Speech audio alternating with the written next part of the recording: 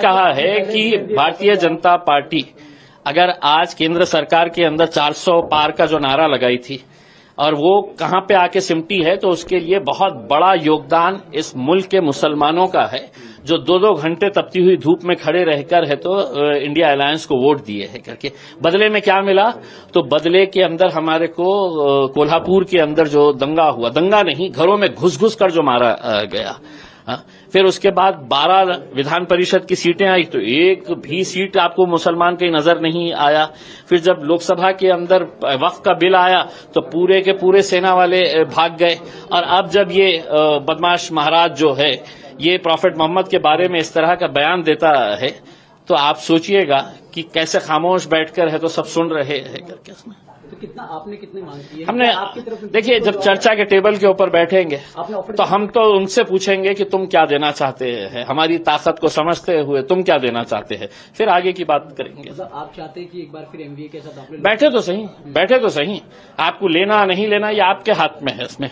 लेकिन कल आप मुझ पर ये इल्जाम नहीं लगा सकते हैं कि नहीं साहब आप लड़ रहे हैं इस वजह से हम हार रहे हैं करके। मैं तो आपके साथ आने के लिए तैयार हूं, मैं तो आपके साथ लड़ने के लिए तैयार हूं।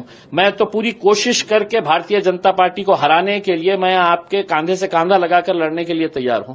अब आप बैठे, डिमांड अपने कोई डिमांड नहीं है साहब। एक मरतबा बैठेंगे तो फिर आगे की बात होगी ना, उसमें चर्चा करें। हालांकि आपने पहले भी ऑफर दिया था एमवीए के साथ जुड़ने का, क्या अब तक कोई रिप्लाई है?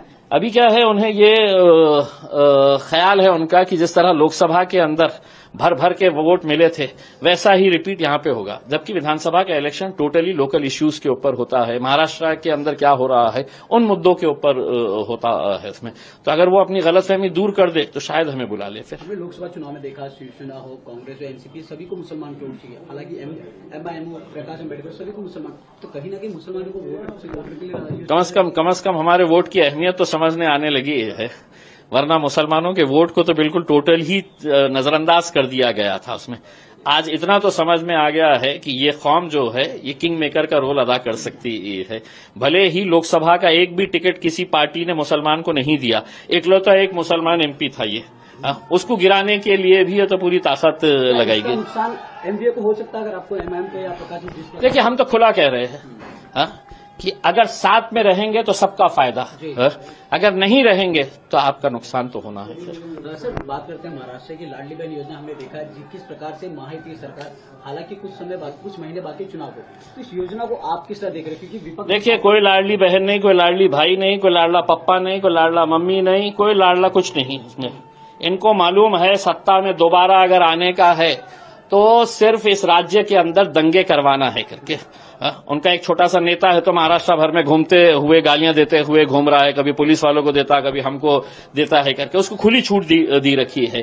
फिर ये महाराज जो अभी बदमाश जो महाराज ने है तो ये किया है, उसके लिए यहाँ के राज्य के मुख्यमंत्री आते कहते हैं कि तू बोल, जो बोलना है, तेरे बाल को भी हम हाथ नहीं लगाने देंगे करके उसमें।